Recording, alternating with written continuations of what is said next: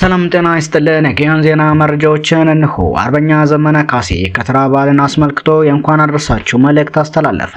ለመላው የአማራ ሕዝብ፣ ለመላው የኢትዮጵያ ሕዝብ፣ ለመላው የፋኖ አባላትና አመራሮች እንኳን ለ2018 ዓ.ም የከተራና የጥምቀት በዓል በሰላም አደረሳችሁ አደረሰን ያለው አርበኛ ዘመነ ካሴ አንድ ማህበረሰብ የሚወድቀው ሁሉም የማህበረሰቡ አባል መጥፎ ስለሆነ ሳይሆን በጎ ሰዎች የዳር ተመልካች ሲሆኑ ነው ይባላልና እንበጎ በዚህ ትግል ውስጥ የምትችሉትን አድርጉ። ቆሞ መመልከት ቆሞ ከመሞት ውጭ ሌላ ፍች የለውም። የአብይ አህመድን አገዛዝ ከስር ነቅሎ ከማስወገድ የአማራን ህልውና በዘላቂነት ማረጋገጥ ሁሉም ኢትዮጵያውያን ወገኖች በፍትህ፣ በነጻነት፣ በእኩልነት፣ በአንድነት የሚኖሩበት ዲሞክራሲያዊ ዘመንን ማብሰር ከሆነው ዋናው ግባችን አንድ ጋር ተርቆ አንድ ወሳኝ ግድ ቀድሞ መከወን ያለበት መለስተኛ ግብ ነበረን። የአማራን ትግል መዋቅራዊ አንድነት ማረጋገጥ ከብዙ ጥረትና ጥበብ በኋላ ትናንት ጥር 9 2018 ዓ.ም ይህንን አሳክተናል። መላው የአማራ ህዝብ፣ መላው የአማራ ፋኖ አባላትና አመራሮች እንዲሁም መላው ኢትዮጵያውያን ወገኖቻችን እንኳን ደስ አላችሁ፣ እንኳን ደስ አለን።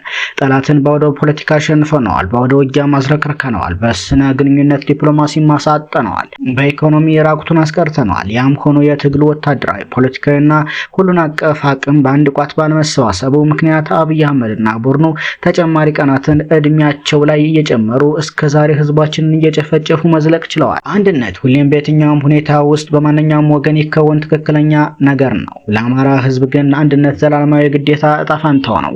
አንድነት አማራዊ አካላችንን የሚያንቀሳቅስ ነፍሳችን ነው። በመሆኑም ዛሬ አንድ በመሆናችን ከነገ ጀምሮ ሞት ላይ እንስቃለን፣ ሞትን እናሸንፈዋለን፣ ሞትን ራሱን እንገለዋለን፣ ነፃም እንወጣለን።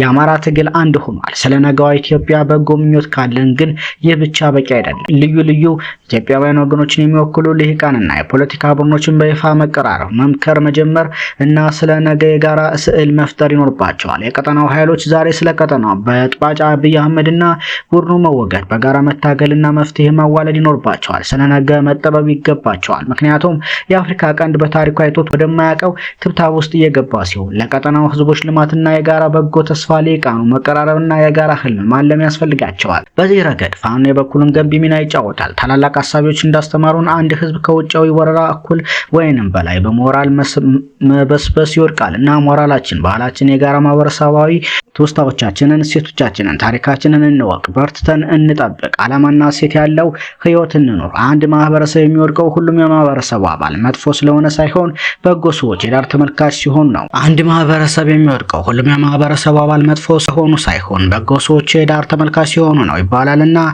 በጎ በዚህ ትግል ውስጥ የምትችሉትን አድርጉ። ቁሞ መመልከት ቁሞ ከመሞት ውጭ ሌላ ፍች የለውም። አብዮቱ የመሳሪያ የቅንነትም ነው። ስለዚህ የምር ቅን እንሁን። ቀደምቶቹ ሞክረውት የጣላቸውን የክፋት፣ ተንኮል፣ መጠፋፋት፣ ቅናትና መጠላለፍ አዳላጭ መንገድ ይንጸየፈው በመደጋገፍ እንጂ በመጠላለፍ ዛሬን ማለፍ አይቻልም። ነገ ላይም አይደረስም። ቢደረስ መልካም አይሆንም። ይህ ድንቅና ለአማራ ህዝብ ከኦክሲጅን እኩል ያስፈለገው የነበር አንድነት እንዲሳካ ማስተዋልን የሰጠንን እግዚአብሔርን አመሰግነዋለሁ። ይህ ቀን እንዲመጣ ሌት ተቀን የሰራችሁ፣ የገፋፋችሁን፣ የመከራችሁን፣ የገሰጻችሁን፣ ስንደክም ያበረታችሁን የፋኖ አመራርና አባላት በሙሉ በቅርብም በሩቁም ያላችሁ አማራዎችና ሌሎች ኢትዮጵያውያን ወገኖች ከልብ እናመሰግናለን። ከግለሰባዊ ሰዋዊ ጉጉት በፊት የአማራን ትግል እና አንድነቱን አስቀድማችሁ ለኃላፊነት ከኔ ጓዴ ቅደም፣ አንድነቱ ይረጋገጥ እንጂ ለኔ የሚሰጠው ቦታ ትልቅ ጉዳይ አይደለም ያላችሁ ጀግኖች መሪዎች ታላቅነታችሁን ዛሬ ልባችን መዝግቦታል፣ ነገ ትውልድ ይኮራበታል። በተረፈ በእንጦጦ ካጆች የሚጠናከር እንጂ ለአንድ ደቂቃ እንኳን ወደ ኋላ የሚቀር ትግል የለም እና በያለንበት እንበርታ። አሁን ሁሉም ወደ ስራ ይግባ። መልካም የከተራ እና የጥምቀት በዓል። ክፋት ለማንም በጎነት ለሁሉም። አንድ አማራ እስከ ምጽአት አማራ ህልውናችን በተባበረ ክንዳችን። አዲስ ትውልድ፣ አዲስ አስተሳሰብ፣ አዲስ ተስፋ ሲል ይቋጫል።